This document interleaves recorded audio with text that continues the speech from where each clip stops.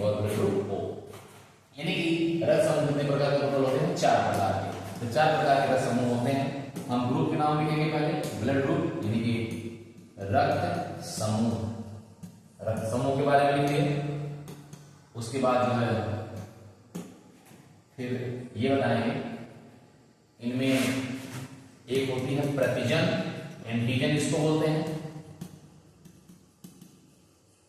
और एक होता है प्रतिरक्षी, एंटीबॉडी। एंटीजन जो होती है वो कैपिटल लेटर में होती है और एंटीबॉडी जो होती है वो स्मॉल लेटर में होती है। लेकिन कहीं कहीं एंटीबॉडी कैपिटल लेटर में भी लिखा रहता है। अगर कैपिटल लेटर में एंटीबॉडी लिखा है तो उसके साथ में एंटी शब्द जरूर लिखा जाएगा, इस प्रकार से ANTI एंटी और बी, इसका मतलब ये हो गया ये एंटीबॉडी लिखा हुआ है। और अगर केवल बी लिखा हुआ है, इस प्रकार से केवल बी लिखा हुआ है, तो इसका मतलब ये हो गया एंटीजन की बात कर रहा हूं मैं। तो सभी ग्रुप में अपना अपना एंटीजन होता है, अपना अपना एंटीबॉडी होती है। आइए देखते हैं हमारे पास जो रक्त समूह है ब्लड ग्रुप हमारे पास है ए, और ब्लड ग्रुप हमारे पास बी, और ब्लड ग्रुप है AB, और ब्लड ग्रुप होता है O। इतना हमारे पास रक्त समूह है। जो ब्लड ग्रुप है, रक्त समूह है, सेम यही इसमें एंटीजन होती है। जैसे कि ब्लड ग्रुप A है तो इसमें एंटीजन क्या पाई जाएगी? A पाई जाएगी, और इसमें भी एंटीजन क्या पाई जाएगी? B पाई जाएगी। और AB वाले ग्रुप में दोनों एंटीजन होती है, A और B दोनों होती है, लेकिन O वाले रक्त समूह में कोई एंटीजन नहीं पाई जाती। एंटीजन रक्त समूह के समान होता है, इसमें किसी प्रकार का कोई अंतर नहीं होता है, लेकिन जो एंटीबॉडी होती है वह इसका विपरीत होता है। जैसे अगर एंटीजन A है तो एंटीबॉडी इसमें क्या होगी? B होगी, वो भी स्मॉल में लिखा रहेगा। अगर हम कैपिटल में इसको लिख देते हैं तो उसके साथ में हमको एंटी शब्द जरूर लिखना पड़ेगा, इसलिए इस बात को विशेष ध्यान दीजिएगा। ब्लड ग्रुप B है तो एंटीजन इसके पास B है, तो इसका एंटीबॉडी क्या होगा? इसके पास एंटीबॉडी होगी A। क्या होगा? Antibody A। सेम एंटीबॉडी नहीं होती है। अगर ब्लड ग्रुप B है तो एंटीबॉडी A होगा, अगर ब्लड ग्रुप A है तो एंटीबॉडी क्या होगी? B होगी। सेम एंटीबॉडी नहीं होती है। इसी प्रकार से ब्लड ग्रुप A है तो दोनों एंटीजन है, इसलिए इसके पास कोई एंटीबॉडी नहीं पाई जाती है। क्यों? अगर B पाई जाएगी एंटीबॉडी तो ये मैच हो जाएगा, और अगर A एंटीबॉडी पाई जाएगी तो ये मैचिंग हो जाएगा। इसलिए कोई भी एंटीबॉडी AB ग्रुप के पास नहीं पाई जाती है। अब जो ब्लड ग्रुप O है इसके पास कोई एंटीजन ही नहीं है, तो जब एंटीजन ही नहीं है इसलिए दोनों एंटीबॉडी पाई जाती है, A और B दोनों एंटीबॉडी पाई जाती है। अब मेरे प्यारे विद्यार्थियों, अगर आप ध्यानपूर्वक समझेंगे तो हमने ये बताया कि रक्त समूह जो होते हैं वो 4 प्रकार के होते हैं, A, B, AB और O। और इसके पास प्रतिजन है antigen A, antigen B, antigen AB, और O ग्रुप के पास कोई एंटीजन नहीं पाई जाती है। जो ग्रुप होता है उसका अपोजिट होता है, यानी कि ब्लड ग्रुप अगर A है तो एंटीबॉडी B होगी, ब्लड ग्रुप B है तो एंटीबॉडी A होगी, और ब्लड ग्रुप AB है जिसके पास कोई एंटीबॉडी नहीं होगी क्योंकि इसमें से किसी से मैच ना करे। और जो ब्लड ग्रुप एंटीजन कोई नहीं है तो एंटीबॉडी दोनों प्रेजेंट होगा। अब कहा जाता है कि कौन सा व्यक्ति किसको रक्त दे सकता है। देखिए इस बात का हमेशा ध्यान रहे कि जो दाता होगा, कौन? जो दाता होगा, ध्यान दीजिएगा इस चीज को, इसको छोटा कर देता हूं। जो दाता होगा, दाता माने रक्त देने वाला, दाता का एंटीजन, दाता का एंटीजन, और जो ग्राही होगा, ग्राही का एंटीबॉडी, ये कभी मैच नहीं करना चाहिए। दाता का एंटीजन और ग्राही का एंटीबॉडी आपस में मैच नहीं करना चाहिए। अगर मैच नहीं किया तो जाहिर सी बात है उसको हम बेशक रक्त दे सकते हैं।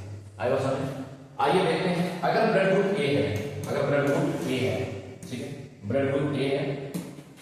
अब मान लेते हैं इसको ये डोनर है, क्या है? डोनर। ब्लड ग्रुप A है और ये व्यक्ति हो गया डोनर, ये डोनर हो गया। अब ग्राही ग्रहण करने वाला व्यक्ति अगर B ग्रुप का है, ध्यान दीजिएगा, अगर B ग्रुप ये है ग्राही, ठीक है, B ग्रुप का व्यक्ति कभी कभी कैसे करते हैं कि सेम हमारे ग्रुप A है तो हमको A ग्रुप वाले व्यक्ति का रक्त चाहिए, वो B ग्रुप वाले से रक्त या B ग्रुप वाला व्यक्ति A ग्रुप वाले से रक्त क्यों नहीं लेता है? अगर मान लेते हैं कि A ग्रुप वाला व्यक्ति दाता है और B ग्रुप वाला व्यक्ति ग्राही है, तो मैंने यहाँ पे क्या लिखवाया है? मैंने लिखवाया है कि दाता का एंटीजन और ग्राही का एंटीबॉडी मैच नहीं करना चाहिए। तो देखिए मेरे प्यारे विद्यार्थियों, यहाँ पे दाता का एंटीजन क्या है? A। दाता का एंटीजन क्या है? A। उसके बाद ग्राही का एंटीबॉडी क्या है? A। ये दोनों मैच कर जाएगा। तो ये जब दोनों मैच कर जाएगा तो ग्राही के शरीर में प्रॉब्लम हो जाएगी, समस्या उत्पन्न हो जाएगी। इस कारण से ग्राही के शरीर का एंटीबॉडी और दाता का एंटीजन मैच नहीं करना चाहिए। अगर ग्राही व्यक्ति का भी रक्त A हो जाए, ग्राही व्यक्ति का रक्त A हो जाए तो तो इसका एंटीजन भी क्या होगा ए, और एंटीबॉडी इसके पास क्या होगी बी, तो ये मैच नहीं करेगा ग्राही व्यक्ति का। तो जब ग्राही व्यक्ति का एंटीबॉडी मैच नहीं करेगा तो जाहिर सी बात है ए ग्रुप वाला इसको रक्त दे सकता है। दाता का एंटीजन और ग्राही का एंटीबॉडी एक समान नहीं होना चाहिए। अब ए ग्रुप वाला व्यक्ति का एंटीजन ए है, एंटीबॉडी बी है, तो ए ग्रुप वाला व्यक्ति ए ग्रुप वाले को रक्त दे सकता है। इसी प्रकार से हम बात करें बी ग्रुप वाला, तो बी ग्रुप वाला अगर व्यक्ति का है डोनर है बी ग्रुप, तो बी ग्रुप अगर डोनर है तो इसकी एंटीबॉडी क्या होगी, बी ग्रुप अगर डोनर है तो इसका एंटीजन बी, और ए को अगर रक्त दे रहा है तो ए का रक्त क्या होगा, ए का एंटीबॉडी क्या होगा बी। अगर ए ग्रुप वाला ग्राही व्यक्ति है उसकी एंटीबॉडी बी है और डोनर का एंटीजन क्या है बी, तो डोनर का एंटीजन और ग्राही का जो है क्या करते हैं एंटीबॉडी मैच नहीं करना चाहिए, तो एंटीबॉडी मैच कर जाएगा तो हमारे लिए प्रॉब्लम हो जाएगी। इसलिए इस बात का ध्यान रखें कि सेम वाला व्यक्ति जो है क्या करते हैं रक्त सेम समूह वाला लेते हैं। अब एबी ग्रुप का ये कहा गया है कि ये सबसे रक्त लेता है, जरा ध्यान दीजिए, एबी वाला सबसे रक्त लेगा। एबी का क्या होना चाहिए, एंटीबॉडी किसी से मैच नहीं होना चाहिए क्योंकि एबी तो ग्राही है।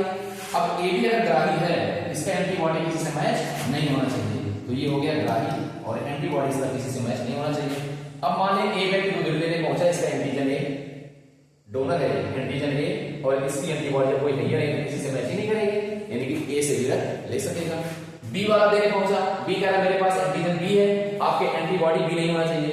ए बी कह रहा है मेरे पास कोई एंटीबॉडी नहीं है, मुझे रक्त दे दीजिए। ए बी वाला देने पहुंचा, कह रहा है ए बी मेरे पास ए और बी दोनों एंटीजन है, तो ए बी ग्रुप कह रहा है मेरे पास कोई एंटीबॉडी नहीं है, मुझे आप भी दे दीजिए। ओ व्यक्ति देने पहुंचा, ओ व्यक्ति देने पहुंचा तो ये कह रहा है मेरे पास कोई एंटीजन ही नहीं है। जब इसके पास कोई एंटीजन नहीं है, इसके पास कोई एंटीबॉडी नहीं है, तो जाहिर सी बात है ओ से भी रक्त ले सकता है।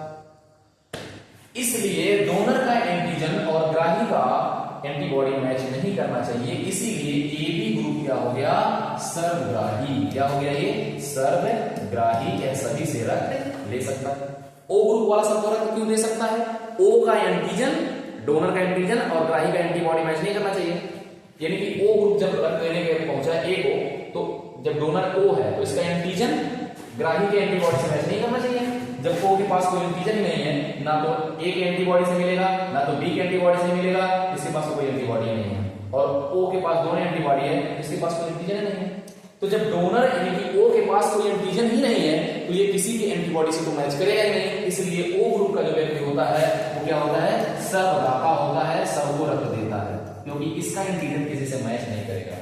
और ए बी के पास कोई एंटीबॉडी नहीं है, इसकी एंटीबॉडी किसी के एंटीजन से नहीं मैच करेगा, चाहे दाता ए हो, चाहे बी हो, चाहे ए बी हो, चाहे ओ हो। इस प्रकार से मेरे प्यारे विद्यार्थियों जो ब्लड ग्रुप ए बी होता है वह सबसे रक्त लेता है और ओ जो होता है वो सबको रक्त देता है।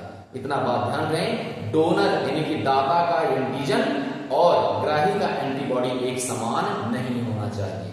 मेरी बात समझ में आई? Thank you.